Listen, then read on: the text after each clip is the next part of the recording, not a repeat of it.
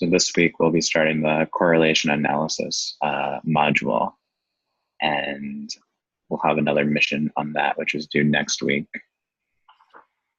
Okay. How was, did you complete the mission number 2, the probability one? Is it okay? Yes, I did. But I had like a little problem, like with question 20, I think 23 through 25. Oh, And on the R section? Is it the section using R? Okay. yeah, so So I couldn't use R, so I just had to like So let's take a look together. to use like the data and then okay.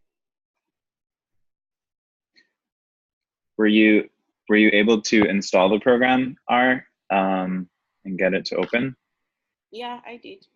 Okay. I've been using it like for other missions, but for this last one, I don't know, question 23 to 25.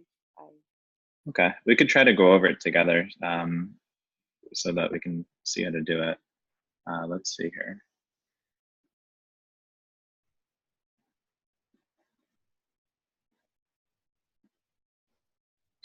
So this is RStudio. I think maybe you can see it on your screen.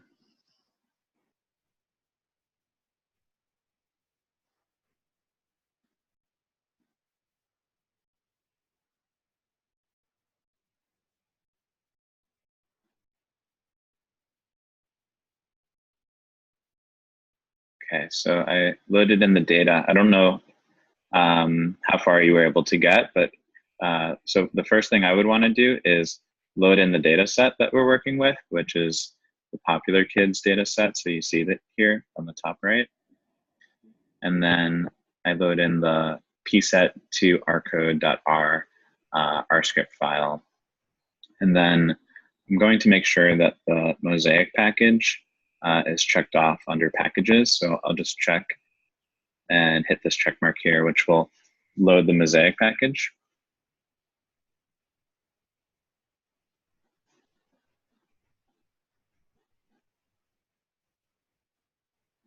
Let's see here.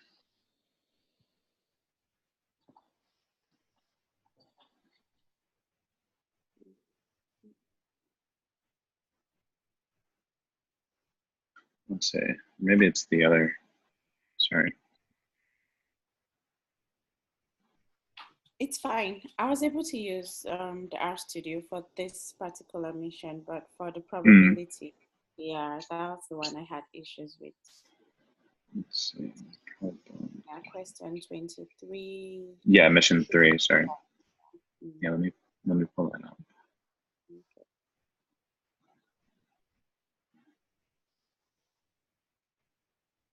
Here we go.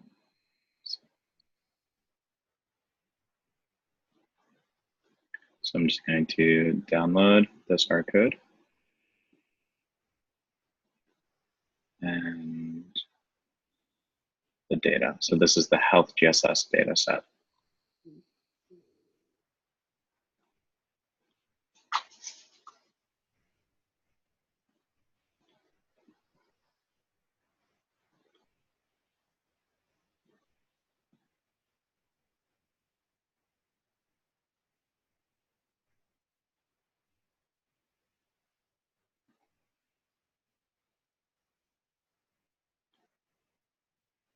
Okay.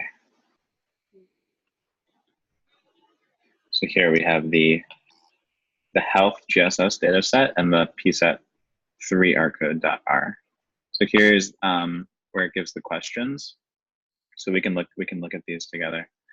So here's the Health GSS data set. So it shows we have different variables here: sex, poverty, class, health, happy, depressed, health poor, and change. These are our different variables here. And we can look here at the question. So the first question, number 20, is asking how many respondents are in the data set and how many variables are there. So here it gives us the code to look at. So there's a few different ways we can do this.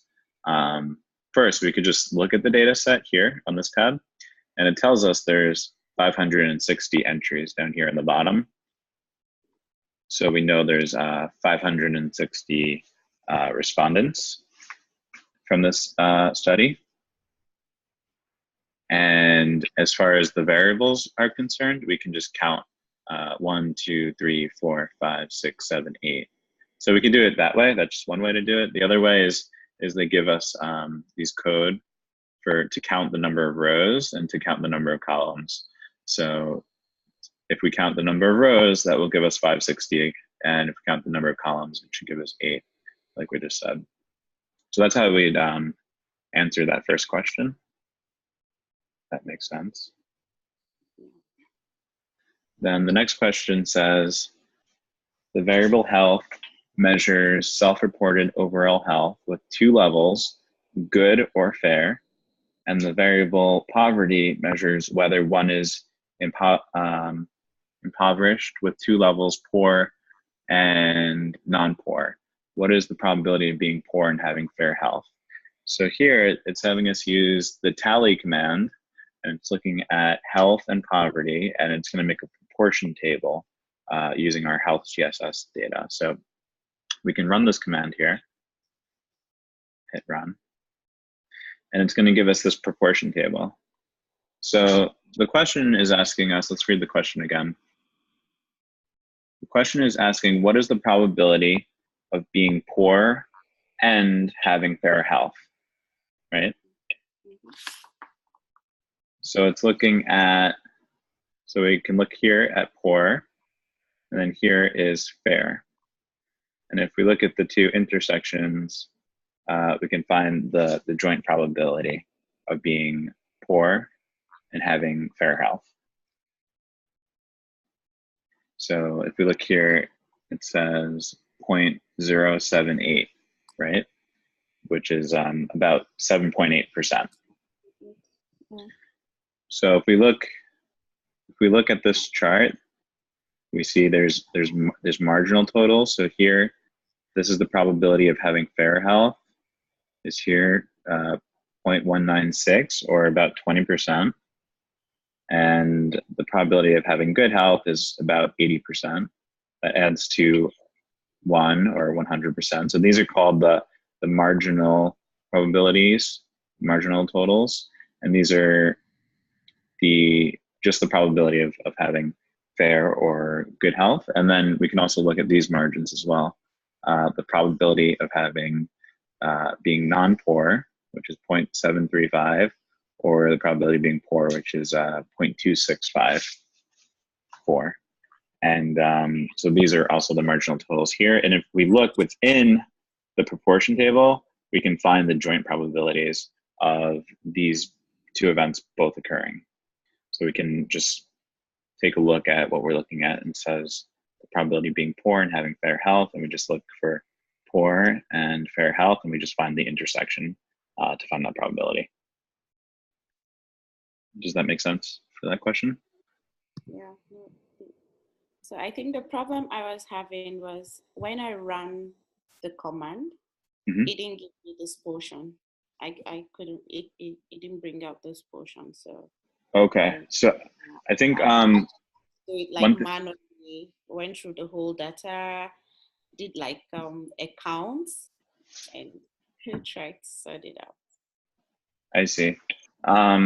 So one thing we have to make sure with our studio is that we have this Mosaic package loaded up in order for the commands to work properly.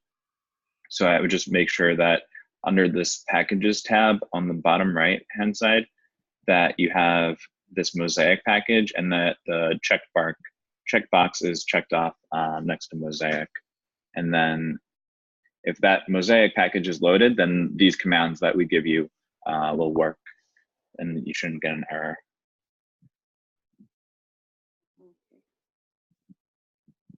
I get it now.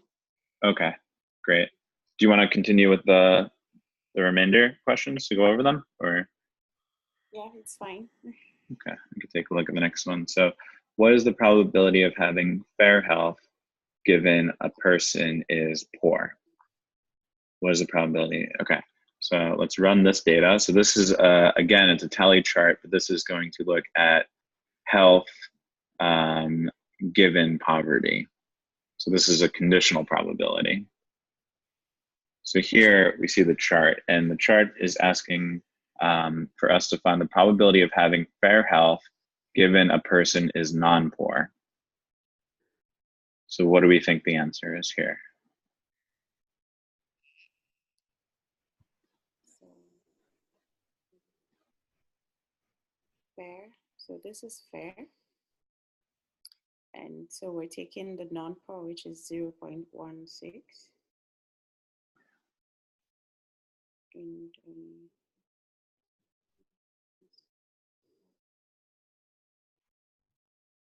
Yep. so yeah, we're taking this, dividing it by the total, the whole total number. Yeah, so the total probability of all of the sample size will be 1. So if we're going to look for the conditional probability, and let me just check something. I just wanted to.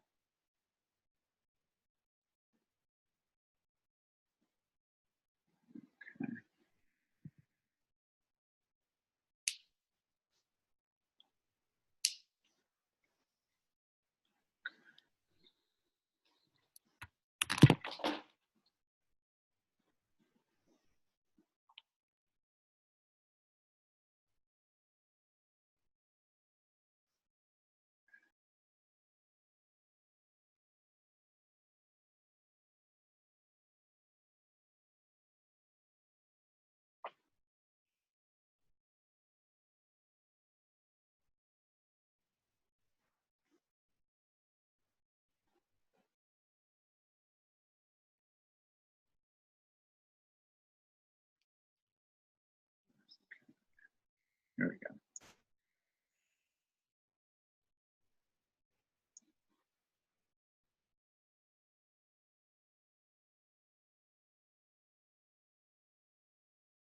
Yeah, so I was just checking what the question on the problem set read. So it was asking what the probability of having fair health given a person is poor.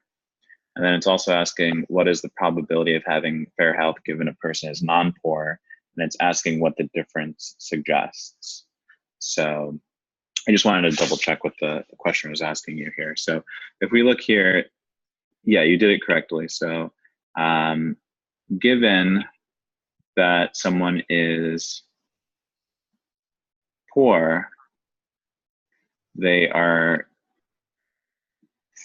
probability of them having fair health is 30%, about 30% here.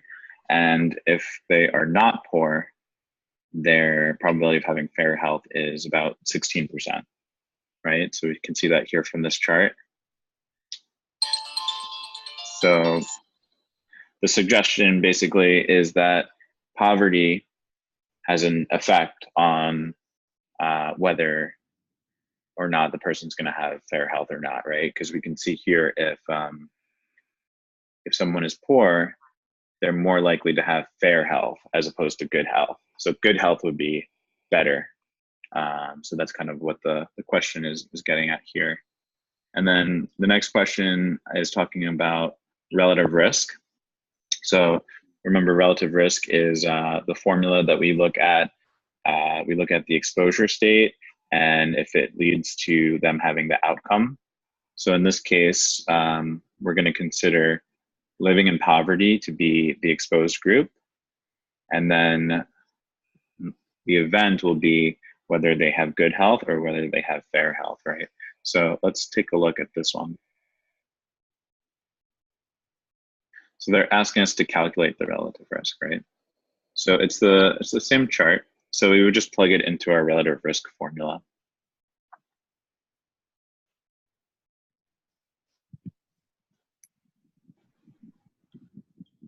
And if you remember what the relative risk formula is, it's the probability of,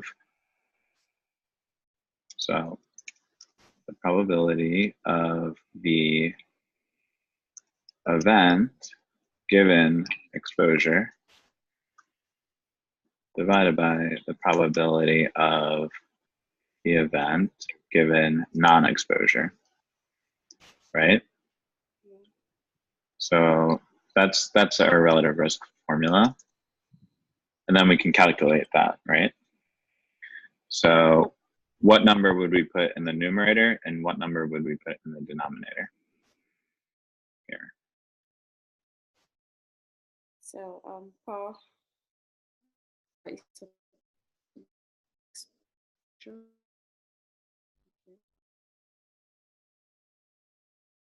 So, and let's define first what is the event and what is the exposure, right? So the exposure would be that someone is poor, and the event that we're looking at is fair health, right? So we have to construct our relative risk formula and figure out which number will go in the numerator of the formula and which number will go in the denominator of the formula.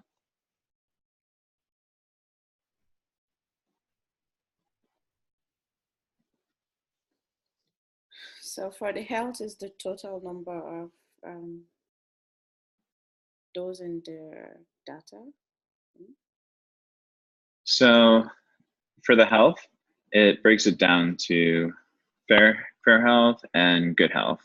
So what we're looking at here, this chart, is giving us the conditional probabilities for someone who is poor.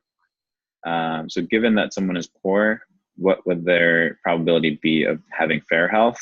That will be 0.297, so about 30%. And if we look here, given that someone is not poor, the probability of having fair health is 0.16, or about 16%. So this is what we're interested in this question, is we want to know how much more likely is someone to have fair health if they are poor than if they're not poor. So what we're concerned with is we're going to look at these two numbers. Those who are poor and have fair health and those who are not poor and have fair health. So those that are poor, we consider poverty to be an exposure in this case, which means that we think that it will lead to them having worse health than those who are not poor. And so with our relative risk formula, the numerator will have the probability of those who were exposed, and the denominator will have the probability of those who are not exposed. So do you know how we would calculate the relative risk now in this case? 0.29. Yeah, so we'll take this number, right? Yeah. That will go under the, and we'll divide by which number? Non-poor. So this number? Yeah. Yeah, that's right. So we could just divide the two, and then we get an answer, which is 1.86. And what this means is that those who are poor are, they're 1.85 times as likely to have fair health than those who are not poor. So that's how we understand this relative risk calculation, this statistic from this calculation. And then we can look at the last question here. So it says, the variable change measures whether or not people are satisfied with the current healthcare system. Those who respond yes want to change the current healthcare system, while those who respond no do not want to change the healthcare system. What is the probability of supporting change, responding yes, amongst those who are poor? How about amongst those who are not poor? So we're going to basically make a same proportion chart like we were doing before, but instead of looking at health, we're looking at this new variable called change, which is here. So this is them answering yes or no. So we're looking at the proportions of those who are answering yes versus no about this question. And the question is asking, what is the probability of supporting change amongst those who are poor and amongst those who are not poor? So we can just look at this chart. So it's asking us, what is the probability of supporting change, responding yes, amongst those who are poor? So we can look at yes, and then look at poor, and we can find our answer. And we can look at those who say yes, and then look at non-poor, and look at that answer. So what do we see here? What can we conclude from this information? Yeah, so that would be probability of those who are poor.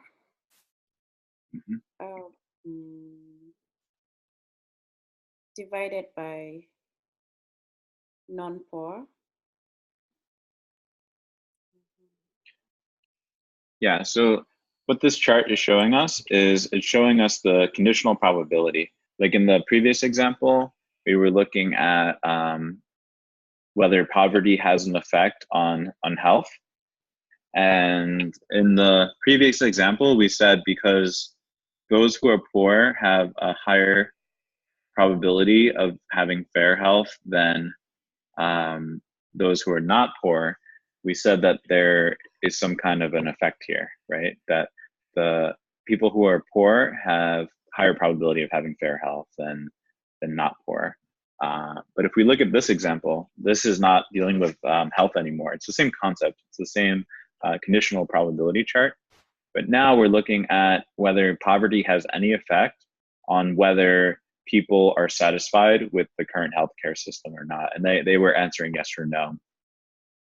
So if we look here at the chart, they're conditioned by whether they're poor and they're not poor, and they're asking yes and no.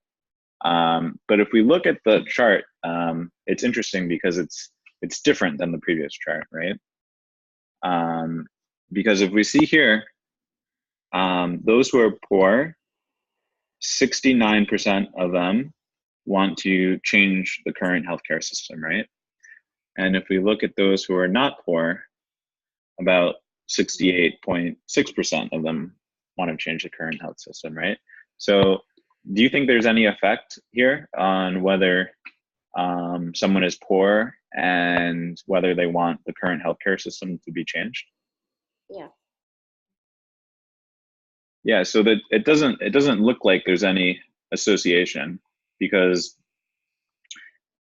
basically the idea is the point that we're trying to take away from here is that whether someone's poor or not poor, it seems like an equal amount of people both want the current healthcare system to be changed. Because if we look here, there's 68.9% of the people here who want in the poor group, who want the healthcare system to be changed, and it's the same percentage in the non-poor group. So we'd say here that that being poor is independent. It's not dependent on whether someone will believe that the current healthcare system should be changed or not. That's kind of the main takeaway point here, if that makes sense. Yeah. Okay, great. So that's how we'd answer those questions. So do you know why your R was not working? Was it because maybe you didn't have this Mosaic package loaded? It's possible. Okay, maybe I didn't check. Maybe yeah, you can. If you want to double check it, I'm happy to help you make sure that your R is working. So this way you'll have it for next week as well. Because each week they're going to have questions on this R program. So it's good to have it running. Yeah, I guess something funny happened because I was able to use it to answer question 20, I think. Okay. Yeah. So I think what probably happened, if you ask me, is I think in this packages tab that you need to have this mosaic package checked off, and you just have to double check that, because these codes would work even if this mosaic package was not checked. But these codes are mosaic codes, so they're going to need the mosaic package to work. So I think that's probably what happened, is you need to have this mosaic package checked off. Okay, I'll just do a check after the class. Sure, yeah. So now today's the next, starts the next module. So last week we went over probability and relative risk. And this new module, we're going to be covering correlation analysis. So we can go over some correlation analysis. Let me just pull up this new lecture material.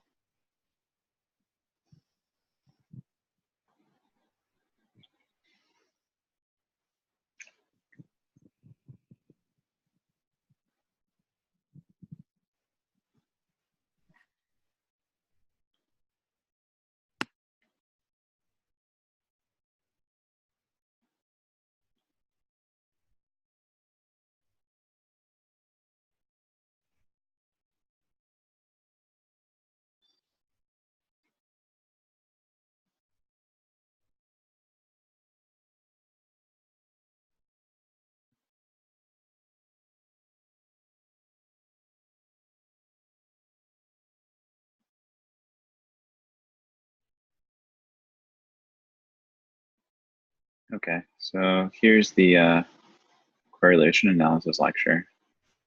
So we can go through some of this so that you might better understand it for this week. So correlation analysis is, we're going to be working with a new type of way of visually displaying data. It's called the scatter plot. So in the past, we learned about dot plots, histograms. These were all using a single numerical variable. But if we're dealing with two numerical variables together, we're going to use a scatter plot. And here's an example, is we're supposing that we are a nutritionist, and we're going to be looking at what state level characteristics will lead to the percentage of people who are obese. And we have some data here. We have a data set. So we have each of the 50 states, and then we're looking at different categories, different variables. So here we have the obesity percentage. We have the percentage of people who are not white, percentage of people who eat 5 or more vegetables a day, and we have percentage of smokers, and there'll be some other variables here as well. So if we look here, this is a scatter plot of the 50 different states. And on the y-axis, this is the y-axis. This will be the percentage of obesity within the state. And this is the x-axis. And this is the percentage of smokers. So if we notice here, if we look at the dots on this plot, we can see there's some kind of an association, right? So if I were to say to draw a line that would separate half of the data on top and half of the data below, I would draw the line probably here from the bottom left-hand side to the bottom right-hand side, right? So what does this association tell us?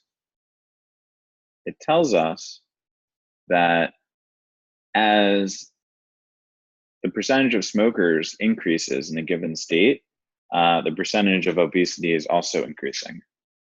Can we see that? So if we look at this state has a very low percentage of smokers. It has, maybe this is 5% of smokers, and it also has a very low percentage of obese people, maybe 21, 22%, right? But if we look here, this has a high percentage of smokers, about maybe 26, 27, and it also has a high percentage of obesity, about 30. So if we look at this chart, it seems like there's some kind of an association going on here. And this is the idea of using scatter plots. So here we actually displayed each of these different states so you can actually see which ones they are. So it was Utah that had the low smokers and the low obesity, and West Virginia, which had the high percentage. You can see here that most of the other states are falling within this region, but you have states with higher obesity in smokers and states with lower down here. Massachusetts is over here, so it's actually on the lower end.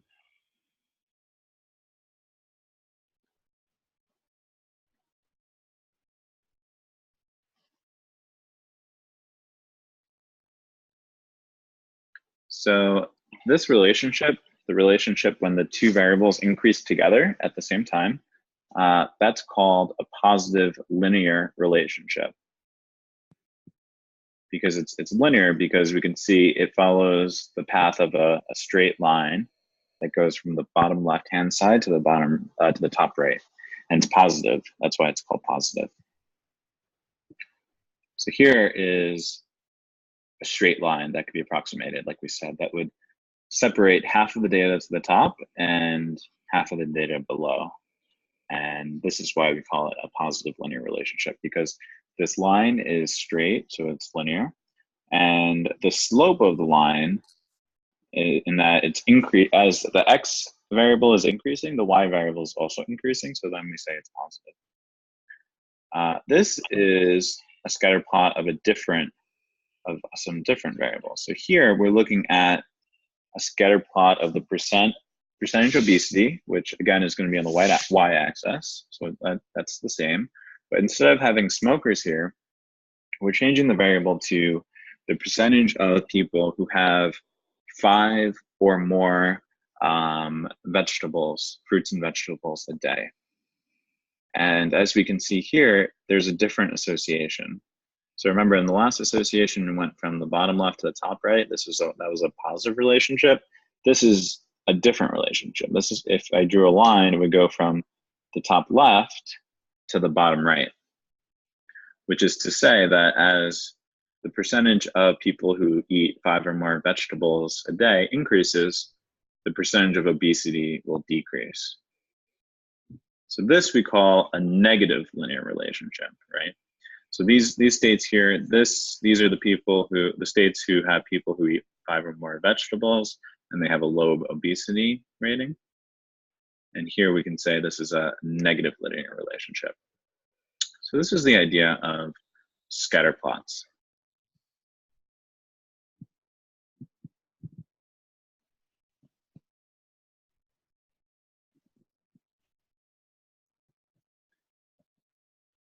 So, in this last example, this is showing an example of no association. So this is not positive. It's not a positive linear relationship, and it's not a negative linear relationship. Here we're saying there's no association, and that's because if we were to draw a line between these two variables, it would just be a horizontal line to separate half of the data above the line and half of the data below the line. Since it's just a flat line, that represents no association. It's not a positive relationship, and it's not a negative relationship. We'd say that there's no association between these two variables. No linear relationship.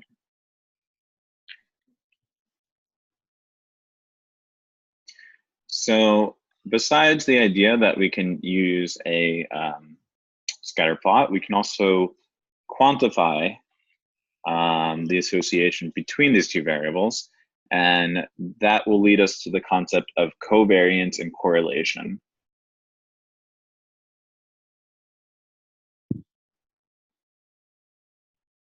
So first, we can look at covariance because the correlation is built upon the concept of covariance. So here we'll use another example. So this is looking at body fat and weight. And the question is your body fat percentage related to your weight? So here we have weight on the y-axis, and here on the x-axis we have body fat. So if we look at the data, do we think this is a positive relationship, a negative relationship, or no relationship? That's the question. So let's take a look.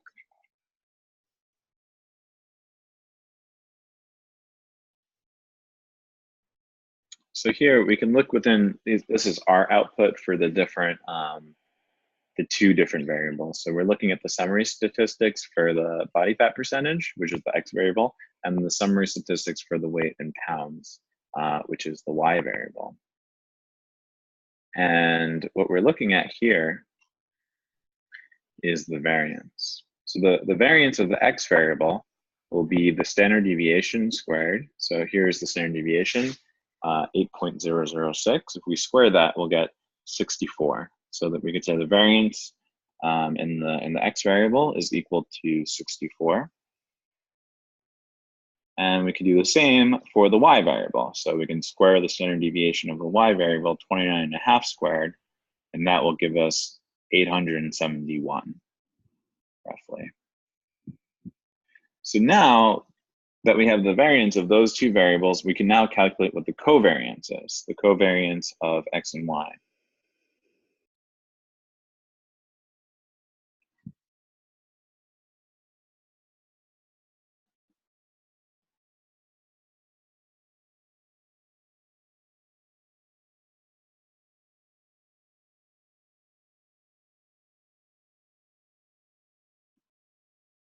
So this is the way we calculate the sample covariance between X and Y. So it sums all so it's going to take the variance in X and multiply it by the variance in Y. So in other words, the cross products of X and Y.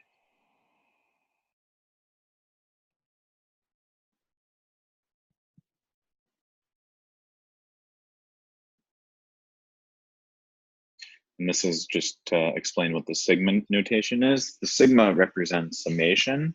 So when we see the Greek letter sigma, it tells us to add up all the values of X. This is what this notation means. From 1, starting at 1, going all the way to n, which can be any number. So this is just describing what the sigma notation means, and here we can calculate a covariance. So this is how to do it by hand, is if you wanted to go for each one to calculate what the different variance of each point is, and then you could calculate the cross product, what the covariance was, by multiplying the two together. And then finally, you would divide by n minus 1.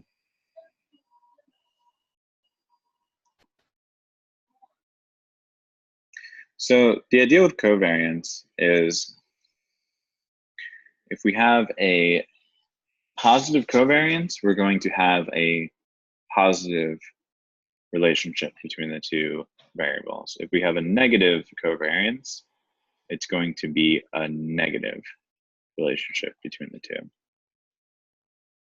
So here we can show that. Here we have positive linear relationship.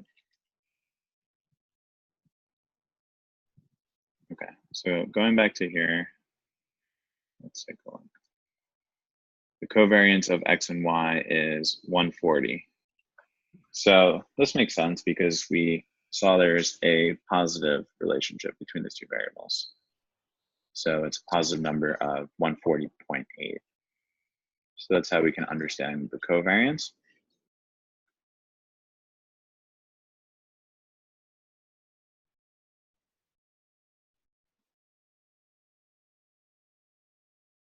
And the thing about the covariance is it only gives us information about the sign of the linear relationship, whether the linear relationship is positive or negative, but it doesn't, it depends on your units used. So it doesn't really give us that much information as far as what the number represents.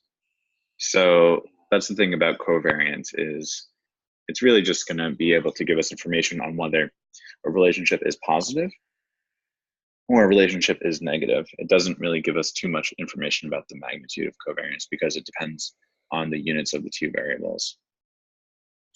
And then correlation is a concept that's going to use the covariance. So that's why we teach the covariance first.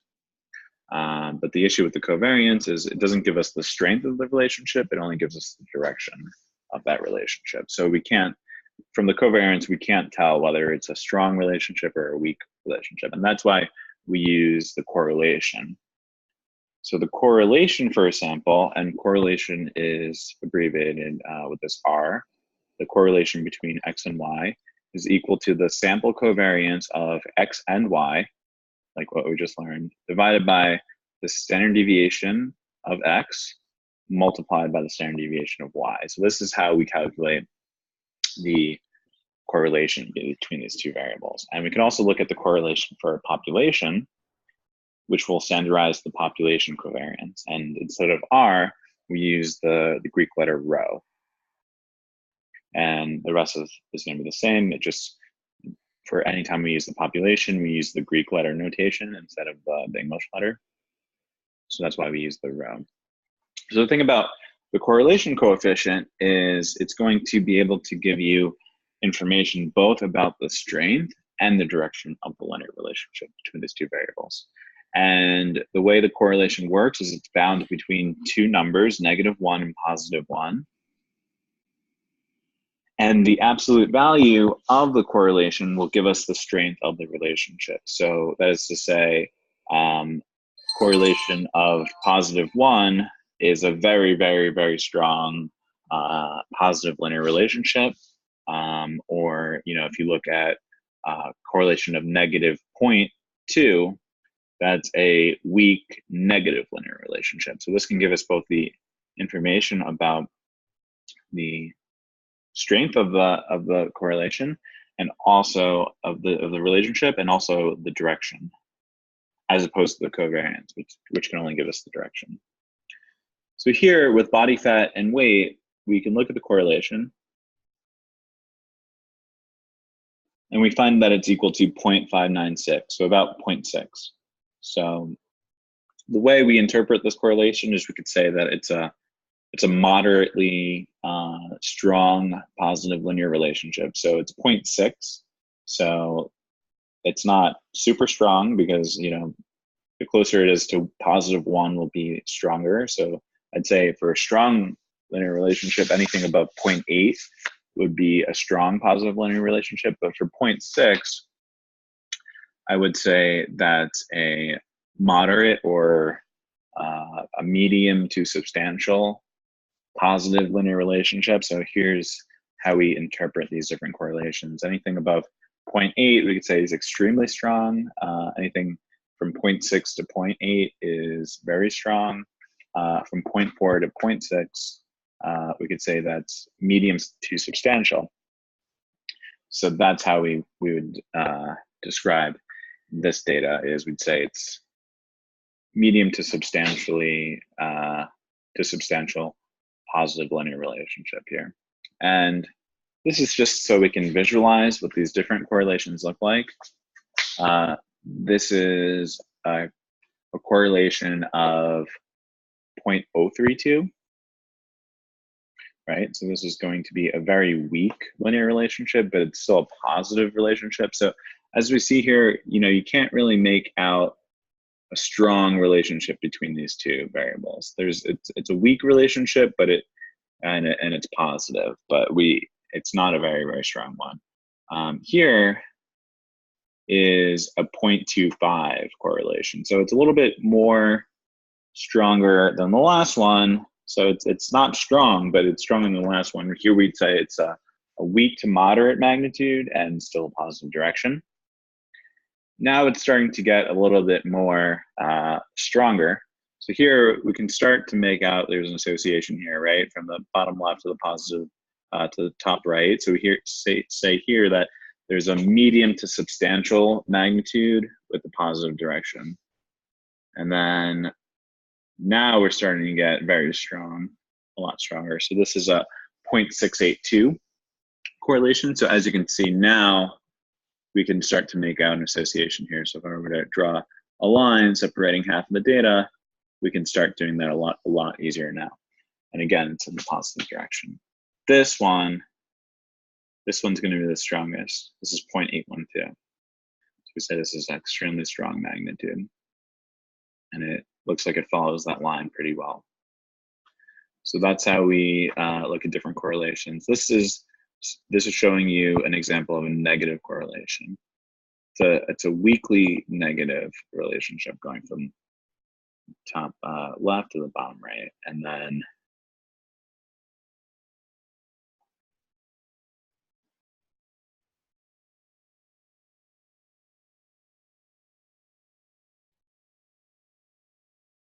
so that's how we interpret correlation.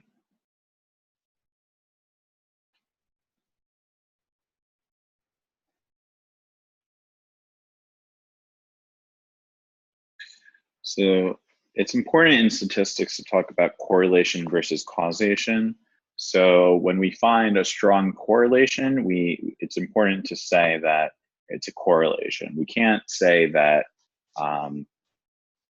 this variable is causing the effect of the other variable, because we can't prove causation, without further experimentation. So while we might see a correlation between two different variables, there might be some kind of confounding or a hidden variable that we might not consider. So just to give you an example here, these are some examples where there's correlation between the two variables, but it does not prove causation. So we can look at the number of teachers in a school district and the number of failing schools. So that shows a strong relationship, but it's not to say that the number of teachers in a school district caused that school to fail. And also, there was other cases of the length of kids' feet and reading ability, number of cars in California, and the number of homicides. Another example is the amount of ice cream being sold and skin cancer, right? There's a very strong relationship between that, so that the more ice cream that's sold in a year, the more incidence of skin cancer there is.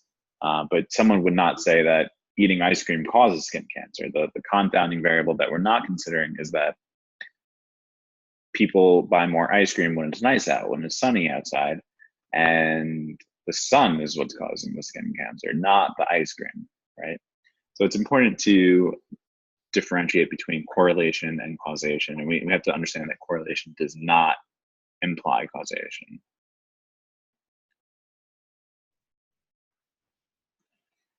So in order to make causal claims, to say that there's causality, we'd have to discuss randomized controlled experiments, which we'll discuss later in the semester, which are commonly used in medicine, psychology, biology, and these are more stringent experiments where you have a control group and a treatment group.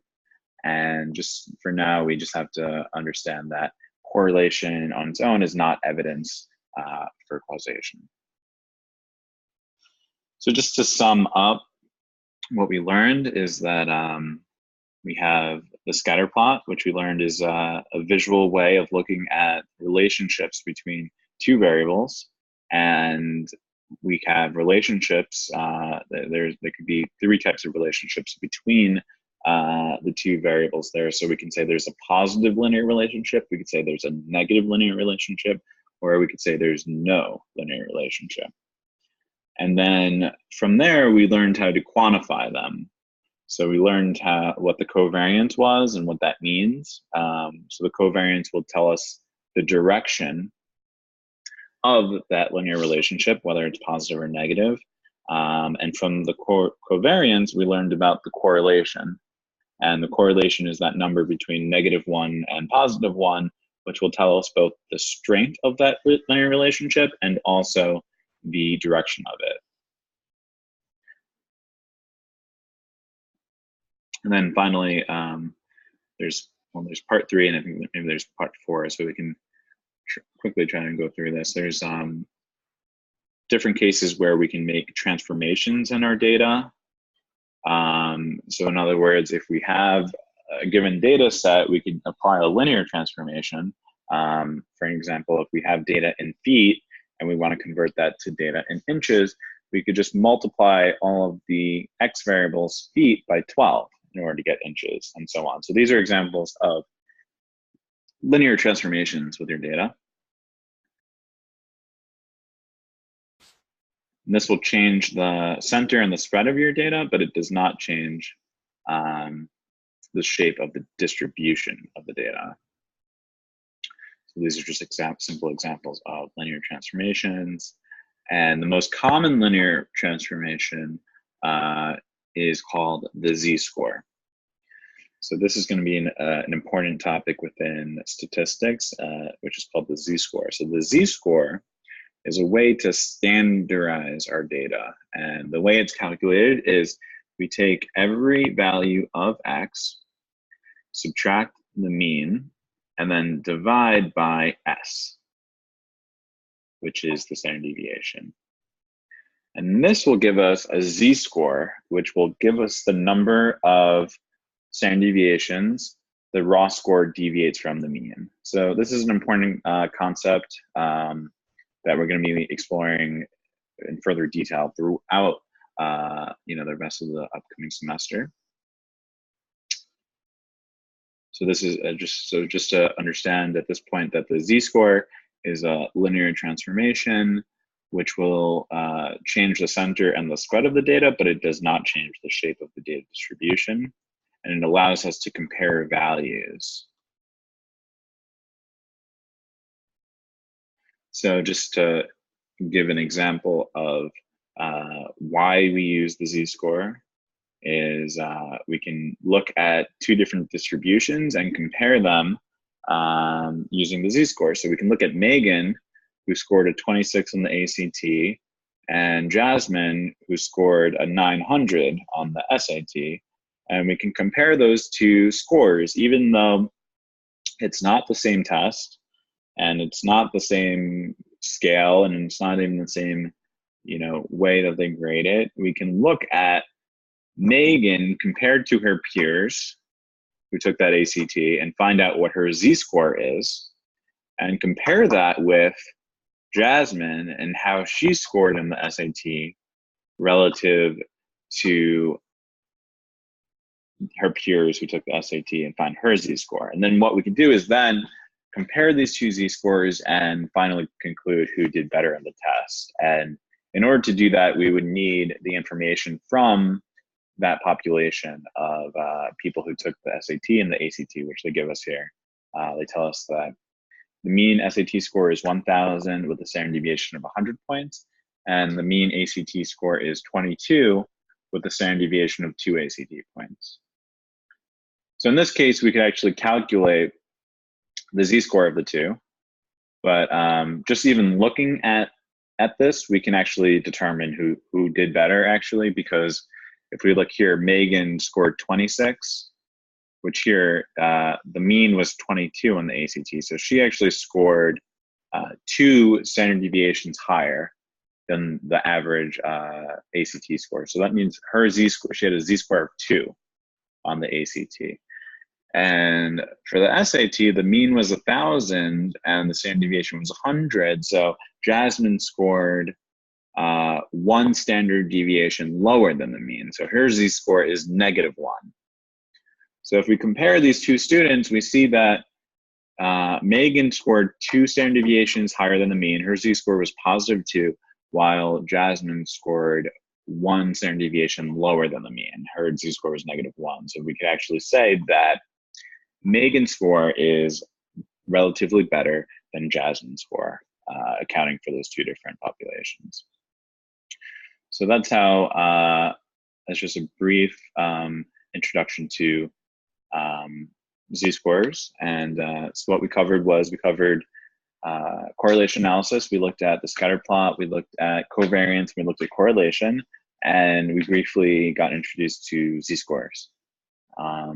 Do you have any questions on any of the material that we covered?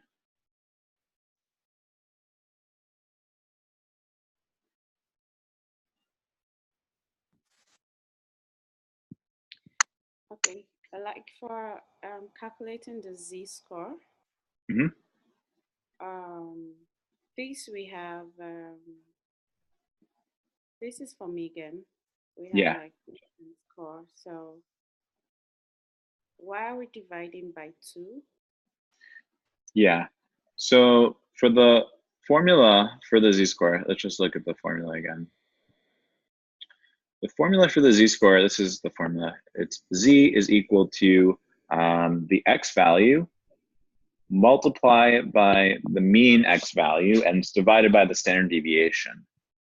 So the idea is we're going to, when we calculate z-scores, we're always going to divide by the standard deviation in order to standardize the z-score, in order for us to be able to compare z-scores from one group to another. So if we look here back at the question again, for Megan, she scored 26, right? And it tells us that the mean was 22 and the standard deviation is 2. So in order to calculate this, we'll do 26, which is that x value, minus 22, which is equal to 4. And then we can divide by the standard deviation 2. And we come up with a z-score of positive 2 is our final answer. So whenever we do a z-score, we're going to take the number, subtract the mean, and divide by the standard deviation. Is how we take a z-score. Okay.